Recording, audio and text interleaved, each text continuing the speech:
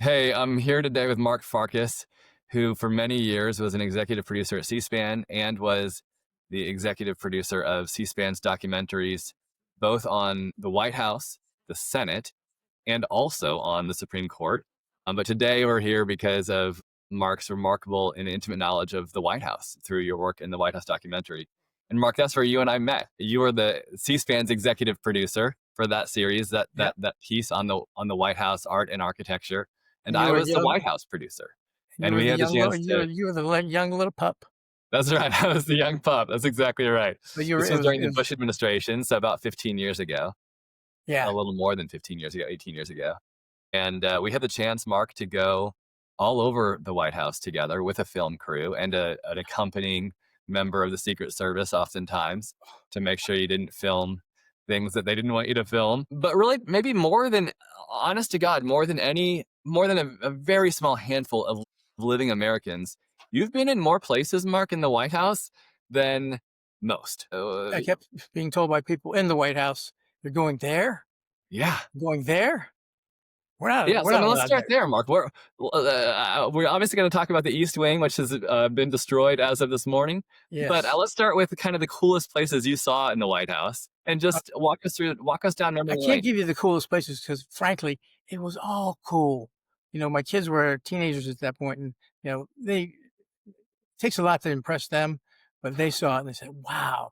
So it really, I got to tell you, from being in the West Wing where it's the activity, activity, activity, and then to the public part of the house, to upstairs, to the way upstairs, to the basement, it was all fascinating. I really, not only the president and first lady were fantastic with us, but like the electricians and you know, the carpenters, everyone was nice to us, and it just struck me as the place that I have most felt like I'm walking in the footsteps of history, of Yeah. those who had been there before. The portraiture, the architecture, the connection all the way back to George Washington till today. And today, yeah, Yeah, so today, as of this morning, the East Wing, the satellite photos have confirmed the East Wing is gone. And so I wonder, Mark, you and I went many places in the East Wing, from the theater to the First Lady's office to the calligraphy office. I wonder if you can just sort of walk us through a couple of those spaces. And maybe start with what I think is the most fun, which is the family movie theater, if you could, and kind of just tell us what you saw there, what you learned there, and then we'll sort of walk through the rest of what used to yeah. be the East Wing. So the movie theater one, I had heard there was a movie theater, but to go in there, it was deep red seats and carpeting and everything. It was beautiful, beautiful. It was just rich. Like about 15 people were in there watching some movie. I forget what it was. Nancy Um, Drew. Nancy Drew. yeah, yeah, yeah. Mrs. Bush had Um, invited White House staff to come and I just preview felt like, Nancy Drew. wow, I obviously living in a fishbowl as the president and first lady and the first family does is one thing, but it's pretty cool. I mean, so that was one place that I had never been before, never even seen before. I just heard of. And Mark, if I recall correctly, there is if you're standing facing the entrance to the movie theater in the East Wing, in the East Colonnade, which Hmm. backs up to the Jackie Kennedy Garden, which is also now gone. All of your equipment you were lucky enough to have stored on site at the White House, which for the media is actually quite unusual. Usually, they have to bring their equipment in and out each day, or leave it on the West Wing side. But yours was in a closet, right by the movie theater. Is that right? Yes, you guys gave us amazing access I didn't think we'd ever get, and it was the most fascinating project I've ever worked on because there's so many. We're talking about what's going on today. There's been so many additions and subtractions and changes to the White House over the years, and the mix of history and trying to weave that all together was. I rewatched the film last night, and I said, "Wow, I wish I could go in there again."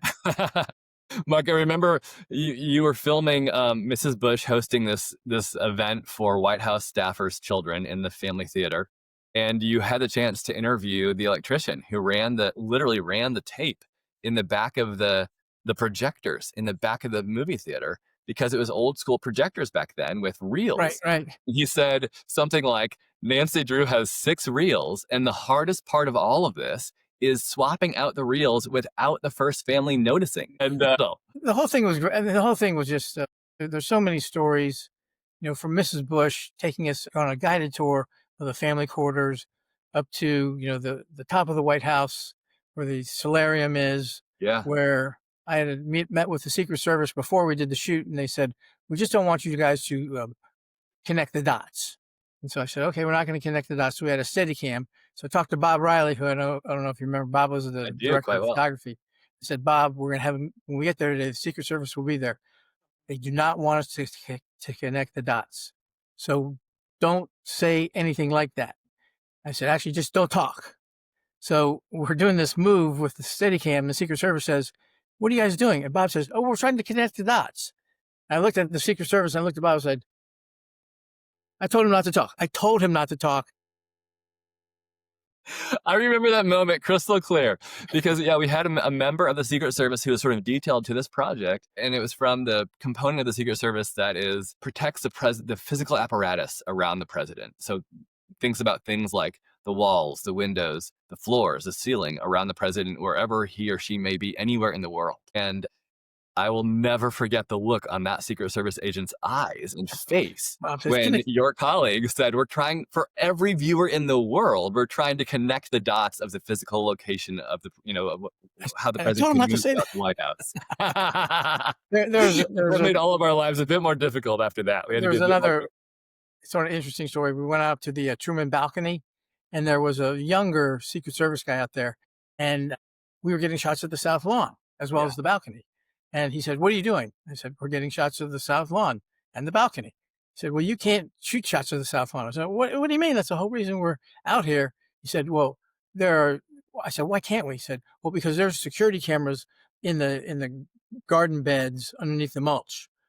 I said, oh, well, I never would have known that until you told me. He says, well, you can't shoot it. It's like, there are people on the fence line who are shooting it, who are tourists. It's like, that's why we're here. And so I said, please go get your superior, right? So he leaves to go get his superior. I told Bob, he said, you turn off the camera, don't shoot anything. So he said, I'll be back in 1 minute. Just stay here. And so he went. I told Bob, you shoot everything you can now, everything, as fast as you can. Then the guy came back. Of course, he was, he was wrong. But yeah, it was just, That maybe one of the reasons that trust in media isn't what it used to be. but I formed Like a that. relationship with Mrs. Bush that has lasted through to today. Is that right? Tell us about that. We'd done the documentary on the Capitol, and we approached Mrs. Bush about doing this because the First Lady is the one who does really everything but govern the country, basically. She has a hand in that as well. But it was her office's decision whether we'd be able to do this or not. And she pretty quickly, with some lawyers intervening, we set some ground rules and we began. And she could not have been more magnanimous with her time, gracious, smart, and but we had to coordinate everything. I don't know if everything went all the way up to her, but some of the The stuff big did. decisions did. Yeah, the big decisions Yeah, did for and sure. Sally McDonald was the press secretary, and she just could not have been nicer. And then over the course of that time, my father had cancer. He actually passed away before the film was finished, and I just got this lovely letter from Mrs. Bush of condolence, and it meant a lot to me. And I had a conversation with her, and so we've kept in loose touch over the years with her down in Texas and me here. And then her husband, George, the interview we had with him. Okay, I'll just tell you this: I've done interviews with lots of presidents. So we're setting up in the family dining room upstairs, and his press guy comes to me and says, "Mark, are you guys ready?" I said, "Yes," but the interview's not for another hour and a half. He goes, Yeah. he said these words I've never heard before or since about a president. He said, "Well, the president's running early." Like, what? But you know what? It turned out to be a great experience because Bush came in there early. We were ready, and they said, "Sir, this is Mark Farkas, the executive producer of the film." He goes, "Mark Farkas?" I said, "Yes." He goes, "Marcus Farkas." I said, "You can call me Marcus Farkas." Marcus Farkas. So yeah, he came up with a nickname for everyone. And He did. it was an interesting interview. That's amazing. Mark, you're reminding me of I just in looking through photos of the East Wing, came across a photo of the time that President Bush invited his wife's staff, the First Lady's staff, to the Oval Office to meet with him. And we thought as staff that it would just be sort of a quick in and out, maybe have a quick photo with him and leave. And if we were lucky, maybe have a one, each of us go through a photo line and have a one-on-one photo with him and then leave. Um, and so we got to the Oval Office early, of course. When we got there, what we didn't know is that both the president's chief of staff and Mrs. Bush's chief of staff were there waiting for us with President Bush. And President Bush took time to meet with each employee and shake our hands and then have a photo made. And then he had all of us stand around the curved edge of the Oval Office. And he talked for probably between 20 and 30 minutes. He wanted to tell us about why he led and the values that drove him as a leader. And I have pages, honest to God, still pages of notes from that moment. But one thing that my colleagues and I were just reflecting on a couple of days ago that stuck out is that he said, as president, it's important to me to always be earlier on time, as he was with you, 90 minutes in your case. He said, it's important to me to always be earlier on time because if I'm late, it connotes that I think I'm more important than other Right. people. And I'm not. And Yeah. like the president of the United States of America saying, I will not accept the connotation that I'm more important than other people. Right. Certainly has stuck with me and with my colleagues. Gosh, Yeah. almost As 20 a, years as now. a, as a whole, the family, we did a series on first ladies as well. And, they, from Barbara Bush to her daughter-in-law to both father and son, just a magnanimous family and incredibly, civil, Yeah, in an age where things have gotten so uncivil. yeah, yeah. I study leaders now in my post White House Right. last 20 years and study what makes especially great leaders. And one of the core traits is this idea of unselfishness. The idea leaders Yeah. go out of their way to show people that they want the good of other people as much as or more than they want their own. And I love what you said about the letter that Bush wrote you after your dad died, because I saw her do that kind of thing for so many people. And I learned from her about the power of kind of personal diplomacy through Right. letter writing. And it's Yeah. something, and the So president was the a same lost way. art. Yeah. It Yeah. really is. Having So 2 let's kids. kind of Okay, take go. that. The calligraphy office, which was also in the West, in Yes. the East Wing. You did you filmed there. You got to interview several of the calligraphers. Can you tell us about that space or those discussions at all, if you remember them? Well, the calligrapher's office, one, I was just, like, blown away because my handwriting is so terrible. I mean, it's been like that since I've been in 2nd grade. And to see just the beauty of the fact that it actually done by hand was like, "What?" And so, that blew me away. It's not the East Wing, but I'm gonna just transfer to another place we went in the White House, which was the chocolate kitchen. Yeah, I Place remember that has a going there kitchen with just you. for chocolate, okay? Yep. I love chocolate. I don't know who doesn't love chocolate. They were making these little pieces of, chocolate that had the portrait of James Hoban, the original architect of the White House, Yeah. on the front cover. It's like, God, it was so meticulous, so detail oriented. He was the one who basically George Washington picked him. He was Irish, and like the whole style of the White House grew out of this neoclassical Palladian look. So just like little play, is the Bushes were great, but it's all these other folks who day to day, their day to day jobs, even the florist office, and frankly, the first lady's office. We were in there for one of their planning meetings for a state dinner, Mhm. and to watch just the level of detail between the first lady. Well, she actually wasn't there, but to For between staff, the yeah. all the Social different departments, and then secretary to and watch after that to watch everybody go to work was just it's a well-oiled machine, um, and it had to be because you're representing us to the world that's in the right, right, state. yeah, Um, so it was really, and the East Wing to me, what makes it hard to look at the pictures now is, you know, okay, Jefferson added on to the building with the colonnade that goes over to the East Wing. FDR added the East Wing in 1942 and it finished in 1946. TR took down these greenhouses that were built in the Buchanan era and made the West Wing, mhm, the first part of the West Wing. All those were additions to the house. This addition that the president is making is larger than the house. The other ones were additions to it that seem to make architectural sense. I'm sure it's going to be beautiful, but it's 90,000 square feet, and the White House itself is only about 50,000. right, So 55. it's sort of painful to watch and being bulldozed and wrecked like it is for me anyway. Yeah, Having yeah. having spent the time in there and respecting it, and you know, it's a home that tells all the different sides of history. Hmm. Enslaved people helped build the place. They're such an integral part of the place even till today. You had an African American president, and so it represents the all the good things and all the contradictions of this country. That's And exactly. it's sort of hard to watch what's going on now, just with the East Wing. Yeah, yeah, yeah. I don't disagree that the East Wing holds a really special place in my heart because of the role it played in my life and my career early in my career. Well, let me ask you, what was for you? Give me what was one of the coolest things or a couple cool things that happened to you in there? You got Yeah. to have some great stories because you're there all the time. I mean, I just first want of to hear all, one. just the friendships. Yeah, I'll share a couple of the friendships that were forged there. It was 18, almost 20 years ago. And uh, I still am in almost daily contact with someone that I worked with at the White House, which That's great. is incredible. 18 years later. And then a couple of the things that just come to mind are, you know, you touched on already, but the power of personal diplomacy that I learned from Mrs. Bush and the way Yeah. that she, if she was in public or making a visit anywhere in the world and someone gave her a gift or someone hosted her or someone showed her kindness in some way, she would come back and send them a letter Hmm. thanking them for the very specific thing that they gave her or did for her or hosted her. And that could be to a head of state, but it could also be to an everyday Joe just like me.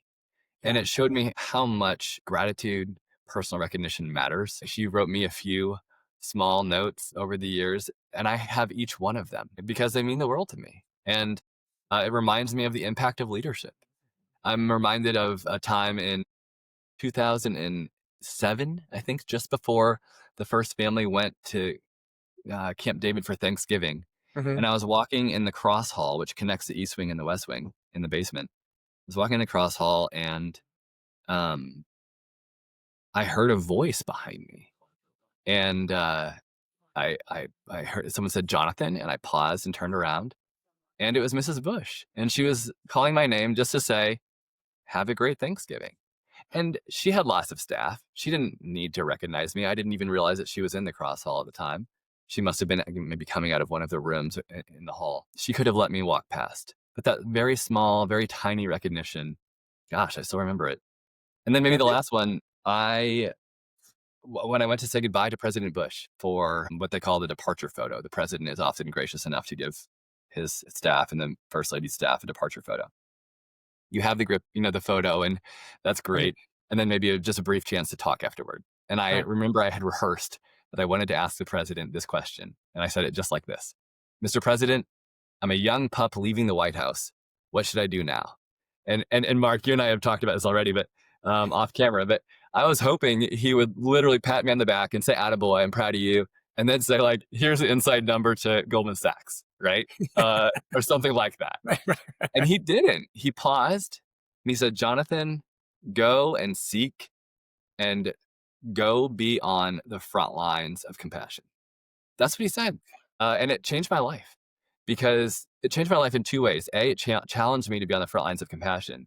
But perhaps even more than that, it challenged me to be the kind of leader who is so centered in my values that when Hmm. someone asks me an on the spot question, I reflect back to them an answer rooted in values. Goodness, he, doesn't. I wrote him many years later thanking him. I'm sure at the time he didn't realize kind of the weight of those words, but they have shaped the direction of my life for the last 20 years. Well, they are um, a very real American family in many ways. We did our First Lady series. We interviewed Mrs. Laura Bush in Dallas, and then the next day we went to Houston to interview Barbara. Yeah, I'm sorry, did Laura and then Barbara, and sure. then so in the interview with Barbara Bush, we asked the question, "Well, your daughter-in-law characterized you as the Don Corleone of the family, are you?" She goes, "She did she? She called me that?" She goes, "Well, I guess I am. Somebody's got to be in this family. Who's going to be George upstairs? No." She That's was amazing. she was really. I mean, as a producer, whether someone's pushing the button and it's a Yeah, rote response, or someone who's actually like, this is me, right? Yeah. There's no airs here. This is who I am. She talked about Bill Clinton, their close relationship with him, and it was a fantastic interview. Then you can use this or not, but I will tell you one of the funniest stories I've ever heard in my life about any politician. But Mrs. Bush, Barbara Bush, after the camera crew is breaking down, and I'm walking through her home with her, she's got these two little dogs, and there's poop on the carpet. So this first lady goes and gets a paper towel, picks up the dog poop on her own. Like she's a real human being, right? Yeah. She's just like the rest of us. First ladies just have frankly, they're the equal of their husbands in so many ways, a lot of them. And they add something to it. And Laura Bush's knowledge of the White House history, she Mhm. redid the Lincoln bedroom Mhm. just in and of itself is an amazing feat that they went back and looked at the room, photographs of Lincoln in the room during his time. And they did the wallpaper exactly like exact replicas of the wallpaper, the bed. And that was, it's a bedroom now, famous bedroom, but back in Lincoln's time, it was an office. Mhm. And, that's where he signed the Emancipation Proclamation. And for her to take on a project like that and make it still work as an office, representing that and the bedroom, the famous bedroom. I mean, that bed is where Willie Lincoln died, and his mom, Mrs. Lincoln, would never look at that bed again. And President Lincoln would go into the room, there's another room in the White House, every Thursday after his son died. So Mrs. Bush had a remarkable knowledge of the White House history. Yeah. Um, Yeah. I'm reminded of a moment in time, Mark. You've talked a little bit about the Lincolns, and they were, of course, a family at war. And President Lincoln's son, as you just referenced, died in that bed during war. And I remember in the Christmas of 2007, we People magazine had just taken some photos of the first family together at Camp David, and historically something that people had done over many years, taken photos of the first family celebrating Thanksgiving, or and then published them between Thanksgiving and Christmas as part of sort of a holiday special. And People magazine doesn't always do this, but they were gracious enough to give Mrs. Bush the chance to look at the photos ahead of time and mhm. to ask respectfully, would you not publish this one or that one for whatever reason? Which it wasn't customary for the media to do, of course, but in this case, they were giving her a kind of a special privilege because it was such an intimate photo shoot. And I will never forget, Mrs. Bush was looking through the photos, and there was one of them laughing. Right, they're at Camp David. It's the holidays. It's a joyous time of year. And Mrs. Bush said, "Please ask People magazine not to run this photo." Mm. And I will never forget, Sally McDonough, press secretary to Yep. Mrs. Bush and communications leader, said, "Why not, ma'am?" And she said, "We're a nation at war, and the president's family should not be seen laughing in public." And so we asked People not to publish it, and to their immense credit, they didn't. But what I'm struck by kind of in all of this is what a human place the White House is, the East Wing is, especially given that it's sort of the heart of the Well, first the lady. East Wing is where when tours are done, everyone comes through the East Wing. That's right. FDR's plans for it was to be a museum for the White House. Yeah. That was his original intent, and then Rosalynn Carter was the first one to have an office in there. Yeah. So, I don't know where now they're down in the Vermeer room and the China room, I believe. But it'll be interesting to see what the offices look like, and I can't imagine the change that's going on for all the people, the career workers there, the carpenters, the Oh my electricians, goodness the gracious. plumbers, everybody. I mean, it's just a huge, huge undertaking. But the East Wing is special because it was reserved for the First Lady, and it's great that there's this dichotomy on both ends. They both going to work basically, right? And then they're That's coming. exactly right. It's not a very long commute, but it's a It's not a long very long commute. commute But it's a long commute in other ways. in other ways, that's for Just sure. the hours that they put in, and then the staff puts in. One of the funniest things that the interview with W, he said, Brian Lamb asked him the question, like, what are some of the best things about the White House? He goes, I got to tell you, I'm going to do a terrible George Bush impression, but this White House is great. 2:30 in the morning, you can call up on the phone, you can get a hamburger, cheeseburger, whatever you want. He had a really good sense of humor, He really good did, sense. yeah, he Um, does, yeah. but the East Wing is, that's where you saw the first portraits of the presidents. becoming some of the first ladies, and you could watch the helicopter land from there.